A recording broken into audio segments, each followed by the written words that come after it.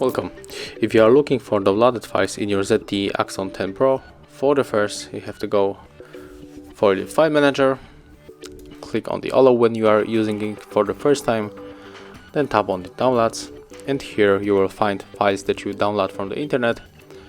And for example, I will go for the Google Chrome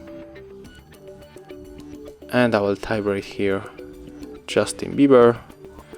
Then I will take this picture of the Justin, so click, hold, tap on the download image, then go back to your file manager, and in the downloads you will find the picture of Justin Bieber that we get from the Google Chrome. Thank you guys for watching, leave thumbs ups, comments and subscribe to our channel.